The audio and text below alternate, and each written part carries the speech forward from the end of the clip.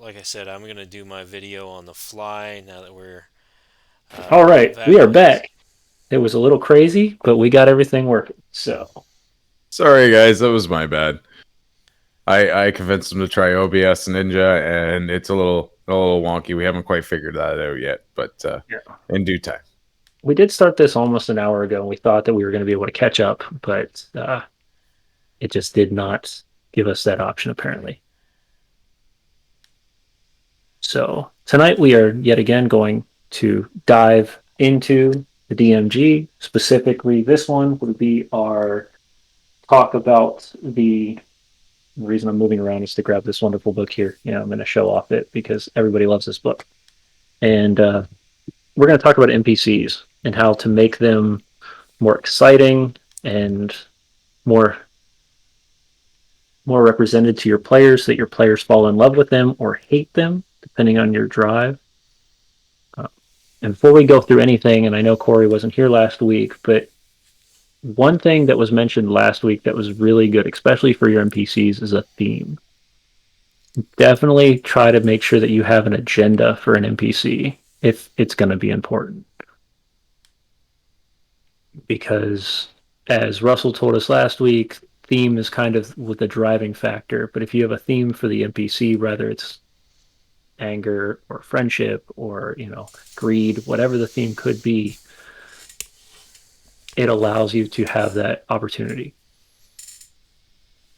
Absolutely. Also, I find that a lot of the times, if you get the NPC and fit them in such a situation with the party that they really attach to them, Hey, hey, hey!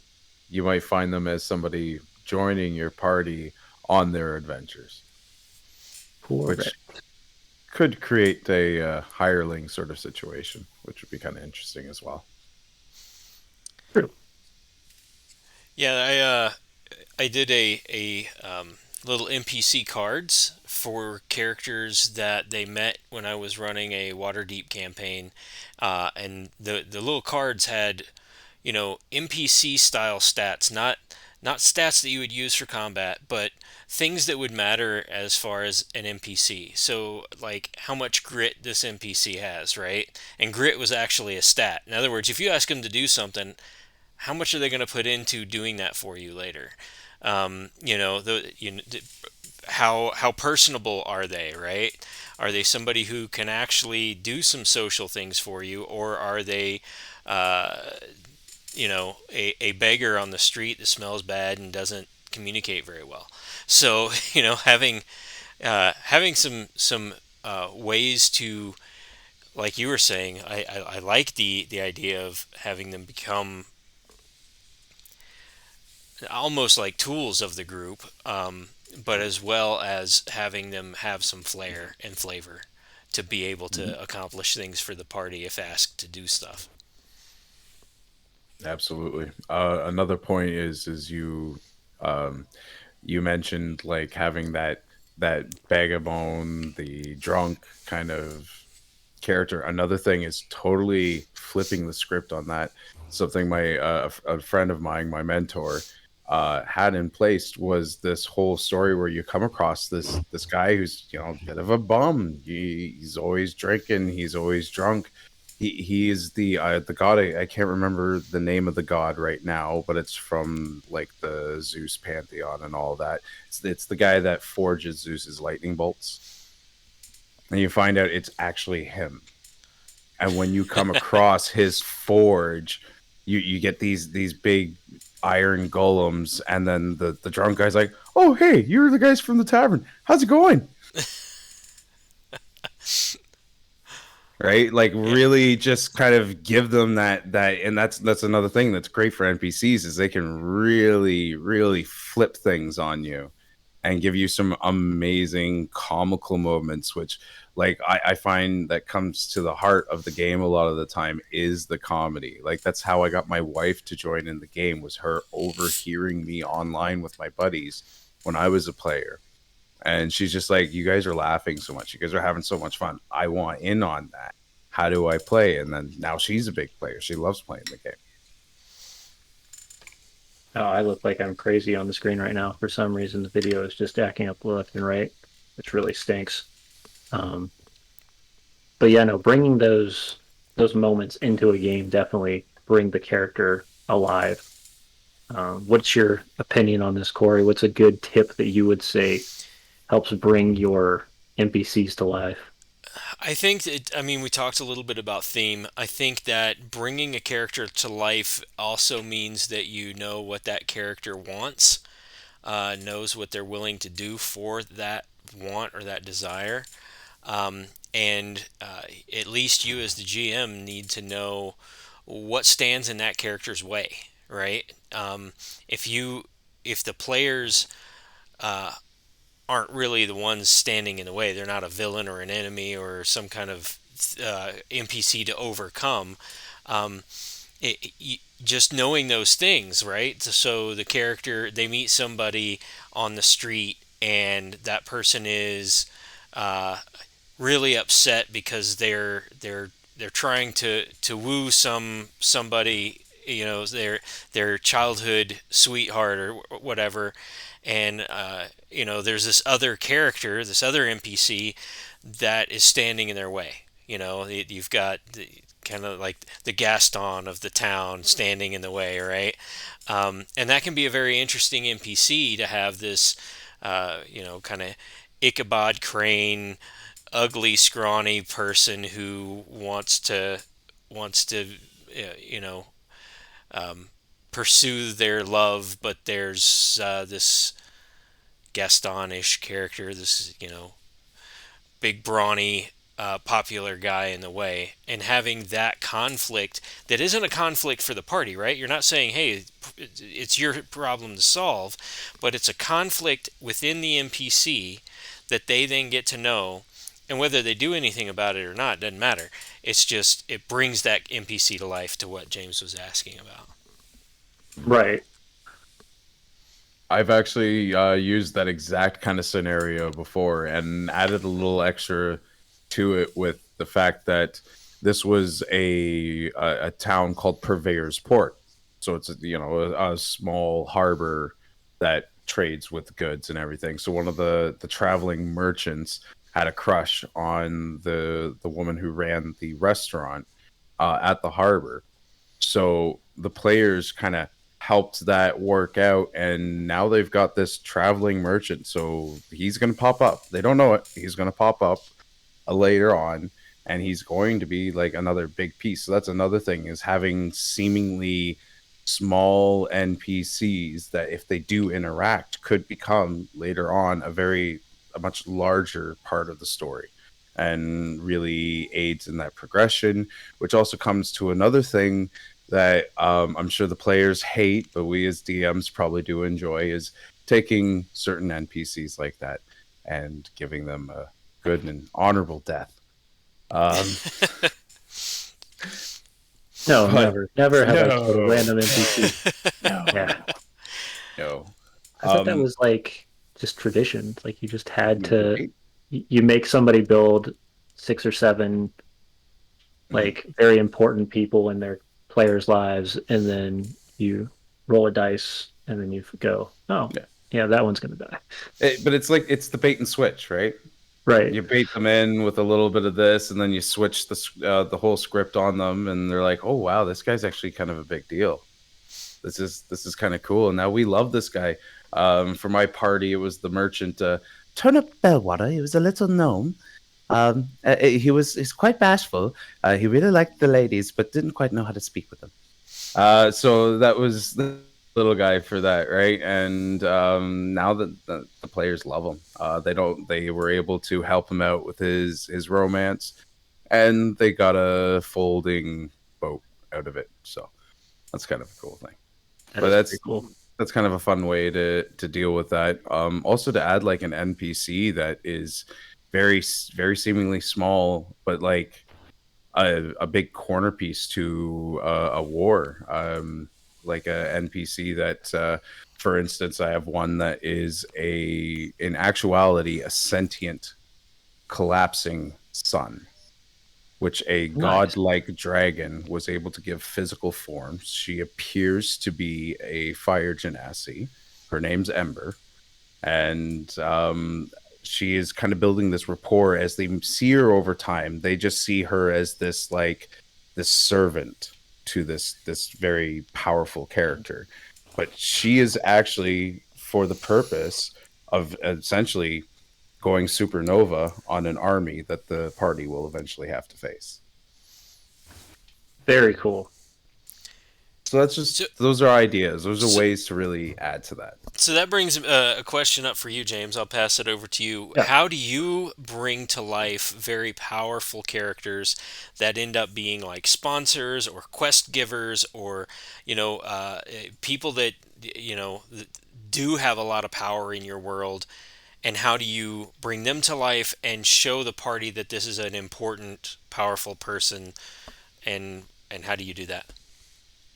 So I've done it one of two ways. One is with the actual just descriptive and understanding of what who that person is. When you start to make them work to get introduction to somebody, in my Tomb of Annihilation game, when you have to go speak to a merchant prince or princess, you have to do something of great honor or deed in order to even have an ability to speak to them. So they have to build their, they have to find out, okay, what do I do? And then for that one specifically, I gave them multiple options. They went and they started hunting for notice boards. They went and there's what they call dinosaur races, which was the most fun in the world. I'm telling you, if you never play Tomb of Annihilation, just go run a dinosaur race with a group and just let them have fun with it. It was an absolute blast for an entire day. Um, Off topic there, but the person won the dinosaur race and actually had to do skill challenges, and it's all set up through the book. But once he won that option, he used that as his way of getting in touch with now a bigger person. And those stepping stones of trying and making people work for those people brings their value in the story up or brings their value in the world up. Uh, I guess the other way I would do it is just how much does it connect to the characters? Um, we've had players where they've automatically adapted to a character, and then you bring more information and more history behind that character of finding out that, oh no, they're more powerful than I expected. They're here for a reason. And it kind of comes back to what you're saying, though, is they have to have a motive. The king of this country isn't going to have the same motive as the dude who shovels dirt. Hmm. There's a big difference, and you have to portray that in tone if you're wanting to do so, but also in just everyday storytelling. Um, the dude who shovels dirt isn't going to have an entourage of 16 guards that stand around him at all times when you're walking down the street. No, he's going to have the random rat that follows him because he stinks. You know, Right. those types of things. So I'm going to throw that back to you then, Corey. So because I know you specifically have done 3 4 day modules set up, how do you get somebody in a one shot specifically to fall in love with an NPC to the point that they feel that emotion in a short period of time? Because in a campaign, you can build this thing over weeks and months. In a Yeah. one shot, you don't have that Yeah, I opportunity. think that it it really comes down to we'll take the Darkest Dream weekend, right? The whole box set of the Darkest Dream that I run over one Mm-hmm. weekend. Um, and there are, I mean, you just saw the stack of NPC handouts, right? There's a ton of NPCs. I I think that it comes down to trying to make that connection first of all with the characters, and they make it easy because your characters already know these people. You don't have to introduce the people. You have to introduce the characters to the players, but the pre-gen characters that they're playing during my the one shots, the characters already know them, so there's an assumption that there's a connection there already, and you just build on that. um, so you take something that one of the characters has done recently. Exactly. Yeah, show how thick that stack is. That Yeah, Oh exactly. wow. So getting that many Yeah. characters That's a thick stack, man. in a Yeah. weekend, and getting that many people, so that when the big thing that happens at the end of that, which the interesting part of that is they're the first little girl that you showed is one of the key pieces of one of the in last chapter adventures, or the last part of the adventure, exactly. um, and they to get them to care about these people so that they do that in a short amount of time. I would say that the way you do that is just by having somebody talk about something that that character did. So the NPC starts to identify with the character, so that the player then starts to identify with the NPC. It's kind of a you're making this kind of leap of faith that the character can say something to that player that kind of keys into the fact, hey, we know each other. We already like each other. Now, in one shots where it's just bring your own character type one shots, that's much harder, because you gotta, especially 4 hour convention one shots. And my advice there would be only have a couple of NPCs that you really drill home. This is what this person's about. This is why you're doing what you're doing. This is why you want to help this person, or not, as the case may be. Um, so yeah, I think that's I just, and it kind of goes back to my original thing, is the motivation, sharing that early and often. Here's what this character's about, and have that character be about something that the players can latch onto and enjoy. So, on that note, with the stack of NPCs that we are lucky that GUI Cube provides in those box sets, um, what about when you don't have that stack with a bunch of names? How do you guys, and I'm going to pass this over to Chris, how do you handle what's that guy's name? What's that guy's name? What's that girl's name? What about that dwarf over there? What's their name? And you have players who are trying to figure out every single person in the tavern. What do you do?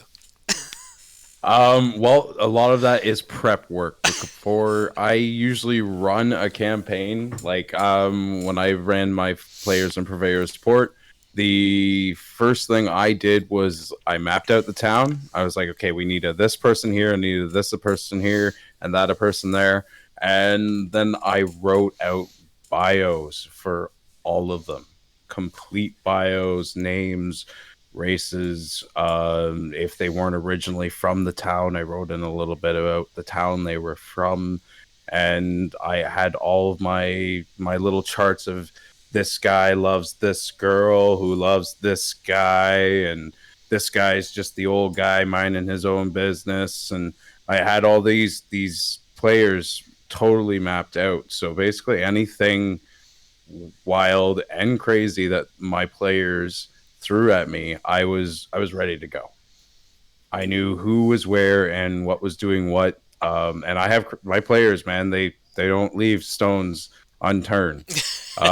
So like I had this one guy who's like looking through the crowd of people trying to figure everybody out, and I'm like, okay, so you noticed this after a really good perception check. So he eventually was able to do his whole detective thing to find that there was a succubus in the town, which nobody else came anywhere near finding out. But they were able to figure it out. They found where the actual person who the succubus was posing as has been hidden. It was a lot of fun. So a lot of preparation. Russell, when we were speaking with him last week, he was talking about the Vampire Masquerade game. Hmm. Um, and the way he talked about that particular module and how it was written out, in that it was just a list of these NPCs with their bios and then charts of their connection. I was just like, hey, that's how I do it. And I think that's great. I find that more valuable than writing a whole bunch of stuff about the town. If you write it about the people, because if you think about it, what is a town other than the people that occupy it? Yeah. Yeah.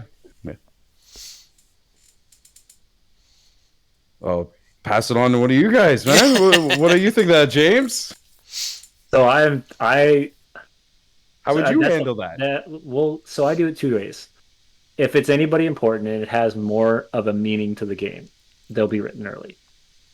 But your everyday townsman who sits in the bar, all improv.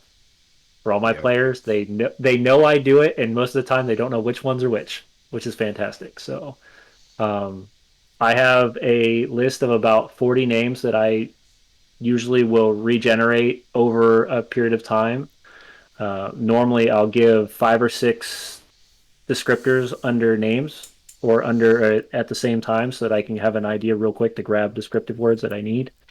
And then I just roll through it. So if you're walking into a tavern, there's 16 people in there, and you go, hey, the guy to the left, what's his name? I'm going to go through my little sheet real quick and I'm going to go, okay, that sounds good. And that sounds good. He's going to be an elf. He's going to be a noble. He's going to have a little bit of a coin purse on his left shoulder or on his left hip. He's going to have some very nice looking boots, a very clean cloak, and for some reason, six rings on his right hand. And then I go. And I did that literally without looking at anything. Mm. But that comes with experience and that comes with knowing the problem happens then when a player falls in love with a character, an NPC, that you wrote 2 seconds on, or didn't write anything more than a name and a short description, or didn't have a description at the time. And then you have to go back and refill in those blanks later on at the end of the session. Um, And you have Which to isn't remember too what the bad. blanks were. That's the other part. And if you don't, so when you're playing with a group of friends or you're playing in a small group, it's one thing. When you're playing on a stream and with live audience, that's a big difference. You don't really want to mess up those. No. Um, but Audience, pay attention. yeah, audience pays attention, and when there's 16 ears rather than 2 ears, it's a big difference. Yes, there is a guy. My players have given me crap for this since episode one, but I have a whole backstory on this character because of this reason. We had a wizard in our first session where we actually were starting into our module or into our adventure. And they walked into the town of Grandorf, which was a broken down side town between two large cities. Originally a trade post, but over time has worn down and hasn't had the value and money coming into it. They went into the tavern and they saw a man sitting at the bar. We had just gotten the Astrinian picture of the wizard that works at the Tower of Lore, um, and they were like, "Well, what's he doing?" Well, he's sitting at the bar. He has a small cup on his, and he has a box sitting next to him. And our rogue, well, our agent decided that he was going to try to find out what's in the box. When he opened the box, he found out it was a cup holder, a small flask of wine, and a book. And he was like, and then this whole gimmick went for the entirety of the rest of this campaign so far of why did the man carry his own wine glass, his own wine in a bar? And they ask every once in a while, and they still don't know the answer. And Because he's real she's sitting particular. in here, and she's like trying to find things out. I know, but it's all right. I'm good at her lurking and me still keeping So, enough of a secrets that she doesn't get too much of the so you trouble. bring up a good thing, and I think Chris mentioned this earlier in a way, that it, when they don't know who the NPC really is, and you build a mystery around the NPC, um, so that they want to know. Uh, Yeah. So I live in worlds of three, I guess would be the best way for me to describe it, which is I give three very descriptive points about a character if I'm doing any character. If it's nothing more than, he's got a very strange look, purple cloak on, he wears golden boots. It could be anything and anything off the wall, but you want to make sure that you're giving them enough descriptors that they're interested in looking at in understanding what the character looks like, or giving them something to picture. But don't just go off and describe everything from head to toe about the guy at the bar that you're going to speak to for 2 seconds. Now, if they dive into the story, then you got to kind of keep growing with it. But that's where improv and on the feet thinking starts to kick in. Which you're gonna have to do no matter how much prep you do. Even with Exactly. my Yeah. method It, of writing out NPCs, it still comes up that I have to improv. You just gotta. We did an entire session, and one of my players from it's in here. It was our Wednesday session where I took literally a paragraph from her backstory and I said, "Hey, we're running." And they're like, "What do you mean?" And I was like, "This, we're gonna fully improv this whole thing," and it went all the way down to their characters were improv. They were asked questions that they've never thought of whatsoever, and all the people that they were speaking to was improv, and we had an absolute blast with it. So it was a good time. It sounds fun actually, Yeah. and it can be pretty random that way, which makes it pretty hilarious. Yeah. so So, but focusing on your primary PCs is where you're going to get a lot of your depth, a lot of your intrigue, and a lot of your push to your players, which is going to be either your villains, your companions, or your. If we're going to talk this in video game terms, it's really easy. It's your friends, your villains, and your quest givers. Those are going to be your three options, really, of your main focused characters mhm. that you need to make sure that you have. So I'm gonna shift gears here, and like you said, companions. I want to. How do you guys handle having NPCs who travel with or travel and are basically a part of the party? Do you do it much? And when you do it, what are some tips? I've Well, been talking. Chris, go for it. okay. I do actually right now. I have my Nexus Tower campaign players are running around with a NPC that's going to sort of guide them. But the little twist is her tongue has been removed. She cannot speak. So pretty much for her, I just got to do like little moments where I might do a perception check for her to see if I can get her to see something I need her to see to kind of get her to like, hey, look over there, kind of nudge on the one character that's gotten attached to her. Um, which everybody jokes about him having a crush on. And really just making sure you don't forget that they're an initiative too. Uh, don't forget about them. Don't forget about them. And you know what? If you do forget about them, try to improv a little twist because I have done that before where I forgot about them in initiative, but then it's like, oh well, actually make a perception check, guys, and it's like you see drag marks. You follow those drag marks. Oh, you find your friend being dragged away by a group of assassins, or whatever kind of little thing you have to improv in the moment. If you do something like that, just try not to let your players see you sweat and just improv. James?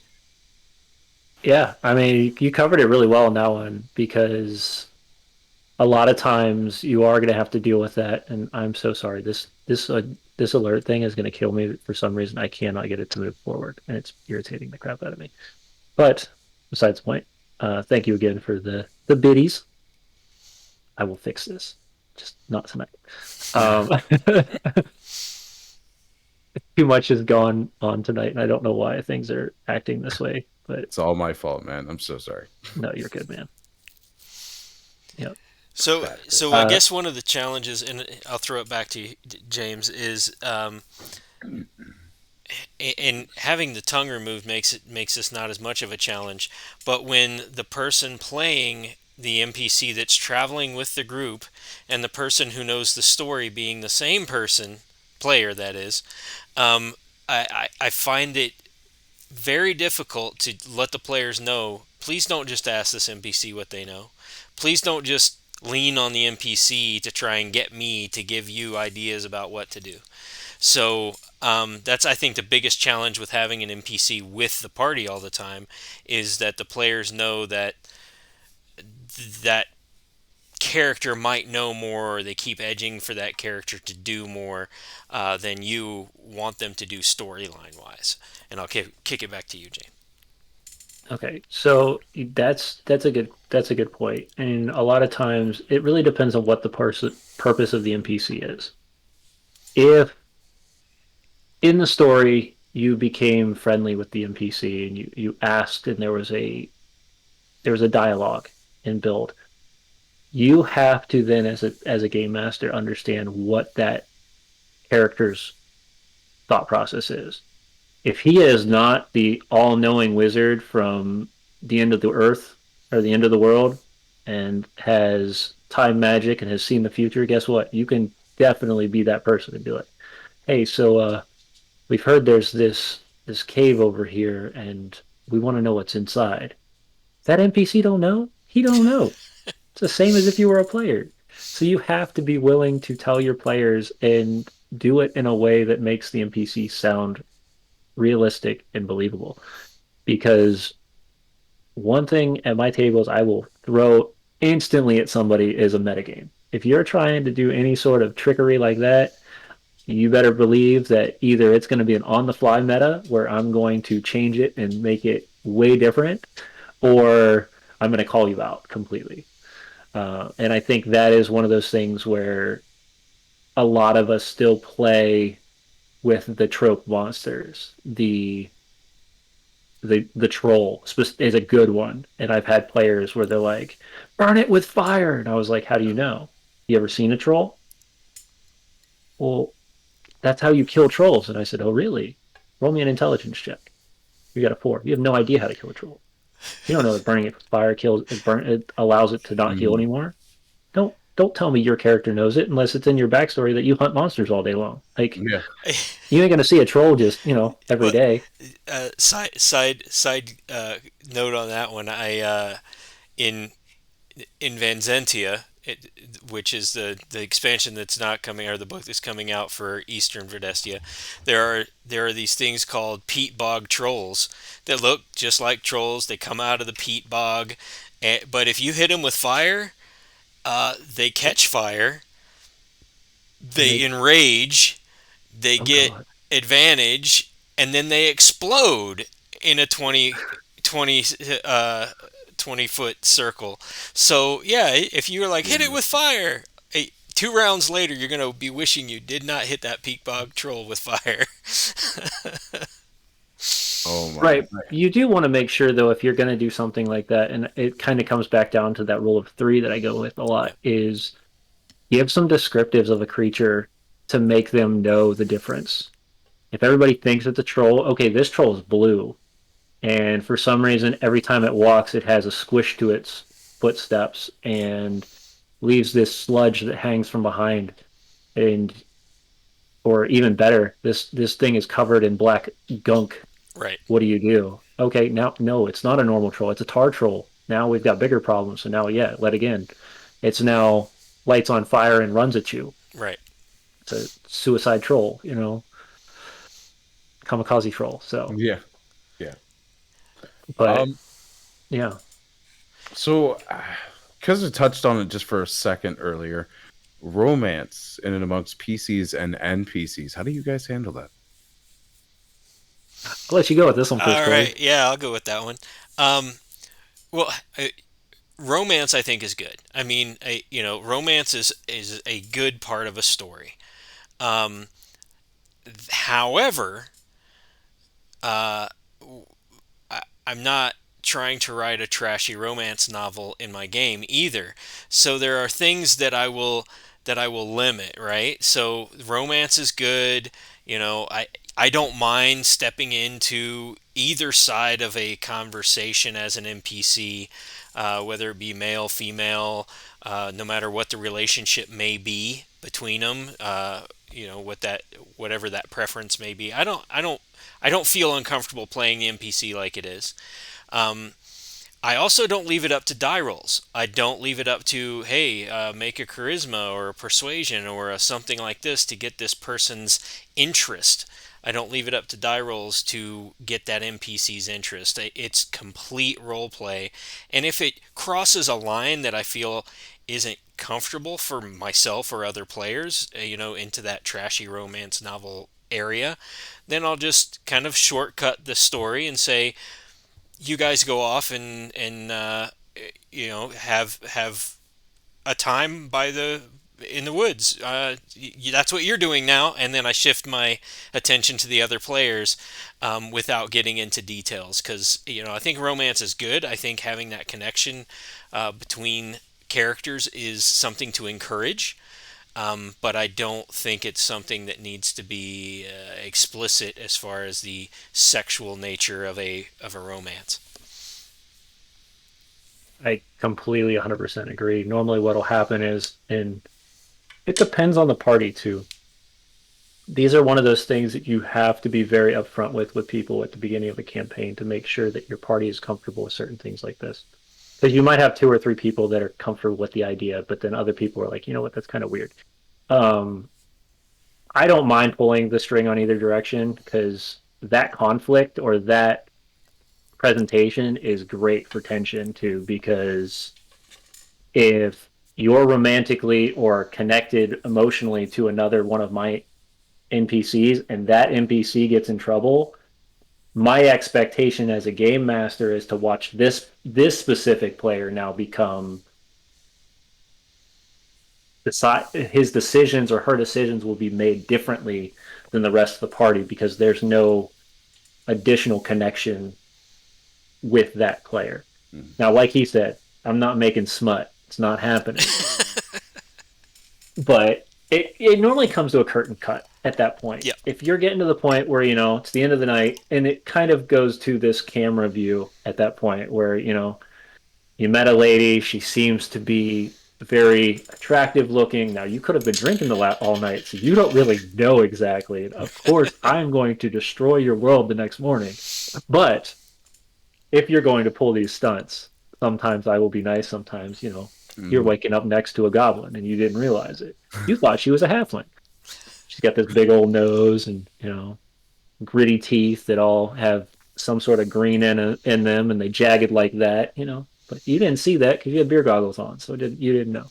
But normally, when the door shuts for the night, you take your imagination to go with it the way you want to. I'm not going to get it any Exactly. farther than that. Exactly. I think at that point, all I would do is just be like, okay, you go in the room, the door shuts, make a performance check, and we'll see if she's there for breakfast. That's a good addition. Right. In But certain I am cases, yeah. but I am waiting for the day that I get a player that wants to do your trope horny bard that just I hate so much. Because I can't wait to the day I make them roll on the STD table.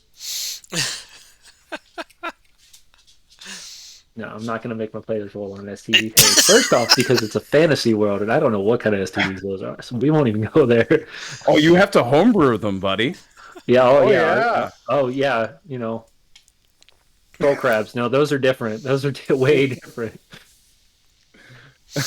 Um, but those types of things, like I said, in high emotional moments, I will let romance be romance because it's never a bad thing for, especially if it's two players. And what's really cool, and you don't see it very often, is two players who aren't actually attracted to each other outside of a game. For some reason, their characters kind of just connect. Mhm. When you see that, though, you kind of let that play a little bit because it's such an interesting dynamic. And I've seen this between two girls. I've seen it between two guys, a guy and a girl. It doesn't matter what their actual person is. What they're playing is who's attracted to each other, and they're playing in such a heavy role playing scenario where they've adapted to that mentality. Um, Friends of mine that have done that, and I'm just like, wow, you two are way too connected in this game. And I sit back and I go, hold up, this is different because you're married, you're married. This is you know, I've we I've go seen with it that, too, man. Yeah, it happens. but it happens because D&D is not your typical game. It has emotion connected to it. It has history connected to it, and those things can really mess with if you're willing to dive that deep into a player or into a character. and you can feel the emotion of that character. Watching, like I said before, when we first started this, is watching people cry or laugh or, you know, everybody jumps out of their seat because something awesome just happened. Those are the times where you've noticed that this is not just a game anymore. And those are the exciting moments that you get as a game master to allow those to play out, romantic or not. Yeah, yeah. It comes down to, when I think about uh, the role play games in general. Um, there was a professor in college who, when in I have a theater background, and the one of the things he said about shows that you'll go see, he said there are a lot of shows you'll go see that weren't worth the price of admission. There are some shows you'll go see that were definitely worth the price of admission, and there are other shows that you'll go see that are invaluable, that you couldn't pay a price worth what you got out of the experience. And those are, I mean, just knowing that that is the type of game that I want to run. I want to run that type of game where it is, it changes people, right? I mean, I'm not going to be preachy or try to put that into the game, but by facilitating a good story, the change will occur.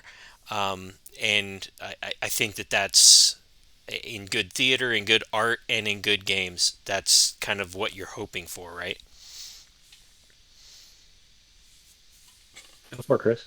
Oh yeah, yeah. I agree with that. Another thing that really helps is if you get a group that's running for a good while, try to find, especially if you're running multiple campaigns with that group. Something I've been able to use was when I started in this group, I was a player. Then the GM had me take over as the GM.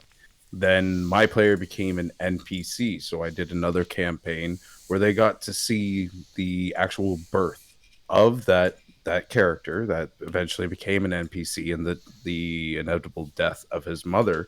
I actually got one of the players, they cried during the funeral, right? So I was able, so if you spot something, like say you put an NPC that is just like one of those, this is just a tiny little joke, Skyrim first side quest where you get the love letter from Buddy Boy to the woman, you know what I mean, right? And then you might find that the characters really jive with that guy and really get attached, so you could try to, like, then later on, like James, you were mentioning earlier, that you get those little NPCs that all of a sudden, my players are really looking into this person now.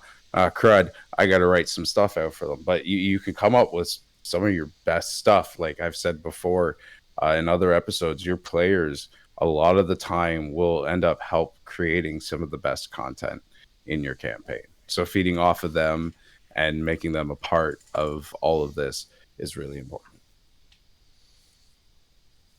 James? Yeah, I mean that's a perfect example right there. Is use your players to help build your world and your connections because and don't like require it, but definitely encourage it to in their backstories and in their talks with you on off screen or off the game. Ask those questions. Ask those a little more deeper questions. Okay, what was your family like? What were you like growing up? What did this happen? Because it could be nothing more than a sentence or two, but I've had it happen multiple times where me as a game master, I go, oh, I can run with this. Like rabbit hole down the road for 6 sessions, you guys are going to run into so and so who's been looking for so and so. Oh, look, now you two are connected. Um, and tying your players together through an NPC is great uh, motive as well, because when you can get more than one player who really likes an NPC, or you get a whole group who loves an NPC, you really can drive a campaign a lot differently than uh, if you're just relying strictly on a mission or a quest. But if you say, okay, hey, yeah, you guys have been hunting for gold for you guys are looking for this tomb for the last 3 or 4 games. Um, one of the stories I have from a campaign I did a couple years ago is there was a character who they were they were trying to rescue a crashed airship, which was a friend of mine's character back when I was playing with our campaign, and I brought him into the world. Well, they had to go back to the town close by, gather up materials. Well, one of the lumberjacks that they decided they were going to pick up as part of the crew caravan coming back, they asked this dude questions, found out, he gave up his idea of being in the military. He didn't want to really do his thing. And then these guys about every 3 or 4 sessions would be like, "Hey, we're gonna, I'm gonna cast sending or scry." Freaking kidding me? Hey, what's Jonathan doing? Like, He's cutting wood. You but if oh, you, you caught him on the crapper. He's yeah, cut- well, I mean, there's days you're like, last time you scried on Jonathan, he was sitting reading a book, and it was like, the 50 Shades of Faye. yeah, right there you go. See, and you do sometimes you throw really comical things at them, especially if the emotion's just so heavy at times. Mm, I've had to over years become a lot more lighthearted with my campaigns. A lot of my campaigns are heavy tragedy, heavy action, not so much comedy and relaxation. So um, I like I to love play the James Bond movie type it. mentality, and then you also have the romantic sense of, the woman in the bar who tries to take one of the players away and then finds out, oh, well, that she's actually an assassin sent by so and so because you've been pissing off so and so. And they look at me and they're like, how did you tie this together? I was like, what do you mean, how did I tie it together? Draw a line here, line here, line to here. Okay, I'm done. And if you're looking for ways, if you're a DM and you're looking for new ways to kind of create some NPCs and their interconnections, think back and draw from your own experiences. Like I've seen campaigns out there, the streams that are like they revolve around a high school, and you can tell that they really drew from real life experience in there. There was a lot of, and that's another thing is familiarity, like things that the player can relate to that are familiar. Even though you might be going, obviously, you're probably going with a medieval setting, more likely than not. But you can still find those archetypes within the people in your life, and you can draw from that and kind of make a satire about it, or maybe some kind of social commentary that you yourself as a person have witnessed in your real life that you are now integrating into your story, which also could be very cathartic for you too, which I find is Mhm. another thing about this game, that it has that element where you can really sort things out in game without, I mean, being too, you don't want to be sitting there every time treating it like you're sitting at therapy, but there, yeah. right, but there's ways you can really get more involved with it. Well, yeah, and by having NPCs pose some moral dilemmas, and not, and like I was saying earlier, you don't want to be preachy. You don't want to be like this is the only way to solve this dilemma. But having NPCs pose those moral dilemmas to the party, and then see how they're going to deal with it, right? Um, yeah, and having the party discuss and figure out how they're going to deal with this NPC. Um, could be that they're, in some, for some of the party members, they'll be like, that person is a murderer. We should turn them in. They should be hung. And other people will be like, but they did it for this reason. We should let them go. Those types of things. And just seeing how that plays out amongst your group. Um, it's another reason. It's also a reason why my villain NPCs, I usually, if it's a main villain for a one shot or even for a campaign, they cannot be just killed by a good roll. They can be taken down and they can be subdued by a good roll, but then I unveil who that villain is, and then they have to decide what to do with them. They may still Mhm. decide to kill them. That's their decision, but Yeah. I don't let a good roll kill a villain. I will say, okay, yep, you've subdued them. They're at your mercy, and here's what they have to say. What do you do now? And that way, it's not, you know, a game about decapitating villains, right? Hmm. Yeah. Yeah. Get my quest. Kill the big boss. Get my loot. Get the quest. Yep. Kill the big Yep. boss. Get my loot. Yeah. Yeah. No, we're not And you're playing it. dealing with murder hobos, right? Yeah. Right. So I think these are no murder hobos. No, we don't want none of those. No. Though you guys do have a tendency for arson since she's one of my players on our streams. So they have a tendency of arson. Um, yeah, no, these are all really good points, and hopefully these will help you guys to really bring your characters to life.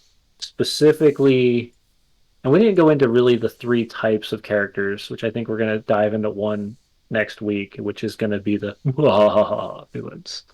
So Oh that's Yes. going to be man. our. Oh, you're not going to be able with us next Yeah, I week. won't be able to be with us next week. I Okay, won't have we will internet next hold week. the muhaha villains till 2 weeks from now. Next Yes. week we will pick the quest giver then, and Quest giver. Nice. next week we will have Josh from Dungeon Studios, who is another one of our awesome partners that we've been building this stream with. He's my And boss. Chris works back to back with him, so he's going to come on here to take Corey's spot for the week. And every once in a while, we're going to kick Chris out every once and bring Josh on because he's been really wanting to come onto the stream. Oh So, yeah. Yeah, absolutely. but yeah, so we are gonna definitely. Is there any questions you all have about just the idea of how to bring your NPCs to life? I'm going to give it a little bit of time. Is there any final comments you guys have that we didn't go over of how to bring NPCs to life? I think for this episode I covered it pretty well.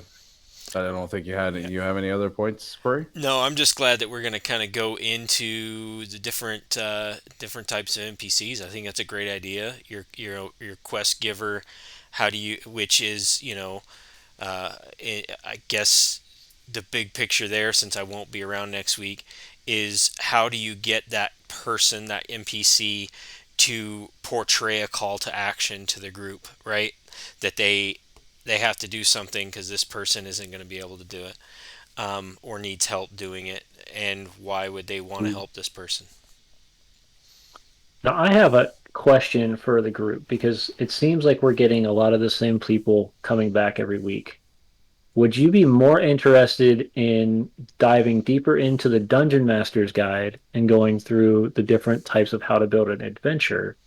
Or would you be more interested in how to build a player or an NPC better, diving through the hero story or how to build a hero, whether it's a villain, hero, or whatnot? Because that does I think it's 12 steps for that as well, which I think would be interesting to dive into as well.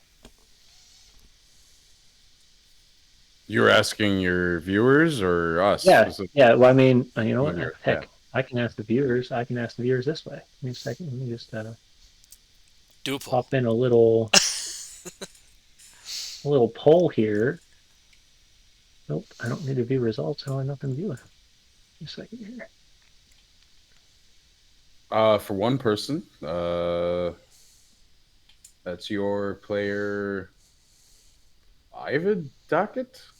It would be how you get them invested. How do you NVIDIA. get them? Yeah, how do you get them invested in the NPC? I think is what they're asking. Okay. Sorry if I got your tag name there wrong. I'm sure that was not how it's supposed to be said, but I tried.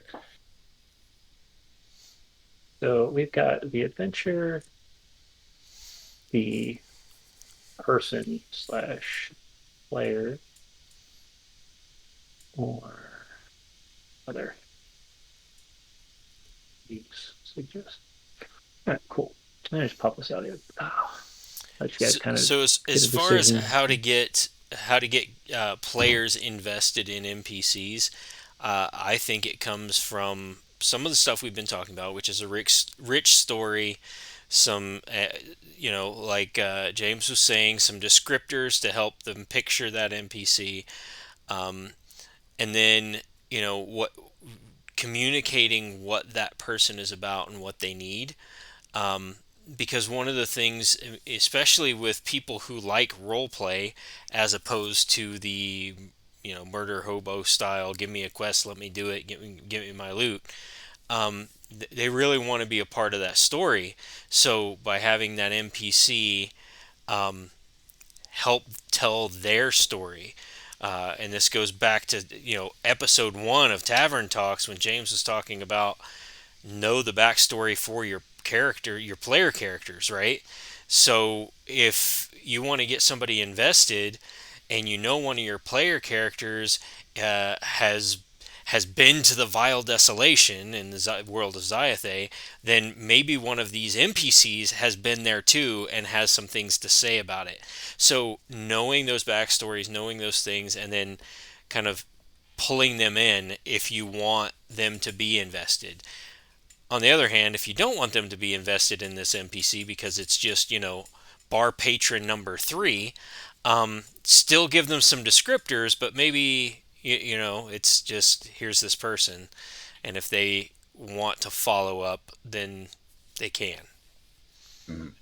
And I would agree with you there, especially on the fact of drawing off of their background stories. Figure out, play off of your player's empathy. Yeah. You find what they're empathetic towards. You may even try to draw, like, if they're your real life players, you probably know about them on a very personal level, and you can find those little, those little quirks about them that, it's like, oh, I really don't like people who do this, or I love people like this, and then you try to kind of weave that into the NPC a little bit. So drawing off of your PCs is a great tool. Like I said before, they'll give you pure gold. I'm looking for something. One second. You guys continue your conversation. So I'm going to jump back way back to the beginning of the episode here, Chris. You have all of this town built out, right? And you said you kind of mapped out all the NPCs. Um, is that kind of just in sheets of notes? Do you have that on index cards? How do you manage a town full of people? I'll get Ooh, the binder. Oh, it's a binder. now that is something that I would love to hear other people's opinions on. Is how do you prepare a campaign? How do you prepare an Yeah, adventure? And seeing how other people do it. So we might even swap our role since everybody wants. It seems like the only person that voted was for the adventure. Um, we might swap our role and next week do because I know Josh is working hard on Eneron, which is their world. Corey and I have worked heavily in the GUI Cube world of Xayathe. I've built multiple campaigns in my own homebrew world, and I'm sure Chris has done the same. So, and Chris is also one of the writers for Eneron. So, I think maybe, and I think Josh will be excited to have fun with that as well to come once and talk about the creation process of putting a campaign together. How do you set it up? How do you structure it? What you would take as your most important things that you want to make sure are flushed out early. So yeah, I think that's what we're going to do. So we're going to do breaking down the adventure next week. So showing how people actually structure their stuff, what programs you use, if you have anything specific or unique that will help players. And we'll toss a whole bunch of links in that one next week. And yeah, that's the way we're going to go with that one. And then Corey can come back the following week for the talk on the evil villains. Ha ha ha. or the Right. sympathetic villains. That's Or the going to be. sympathetic villain. Yeah. Yeah, Oh, yeah. you know what? Thanos. Thanos right? is actually a very complex character. I like that is a great example of a villain right there. Oh, he really is. Yeah. He's a fantastic villain who had his own had his own motive. It wasn't the I want to be ruler of everything. No, he just wanted to make everything easier for Yeah, the he didn't world. want worshippers. He literally like, no, I just want everybody to have everything they need, and then I'm gonna take off to my farm and just chill, retire. Although the meme out there telling you, hey, Thanos, just double the resources. Think, man, think, right? Like you didn't actually have to get Right. rid of half the people. You could have just made the resources infinite. Oh yeah, 100%. Um, but All you know, perspective. yeah, it's his own perspective of things. Um, but yeah, I think that's the way we're going to wrap this up. Is we're going to go into the actual adventure creation, what you'd like to do, how do you come up with a direction, and how do you work backwards or forwards depending on how you play the game. Um, before we go, I just want to give a shout out, and hopefully this doesn't flag me, but on a different account. Uh, the everyone is from a Discord channel, but we have our sponsor Nix, who is doing a charity stream tomorrow. It'd be really cool if you all would hop over there, check him out. They're doing Sea of Thieves, and they're trying to get to it looks like 2K. This is going to, and then they're going to do a couple giveaways. What he does is he makes all these cool, nerdy, and creative designs that can be etched into glassware and other types of metal and stuff like that. That's awesome. So yeah, so they're doing a giveaway donation from the amazing folks at Verilus Codes for a pride kilt and a pair of black tied pirate boots. You know, I always love me a pair of pirate boots. So, And I love me and a kilt, man. Let's do there this. you go.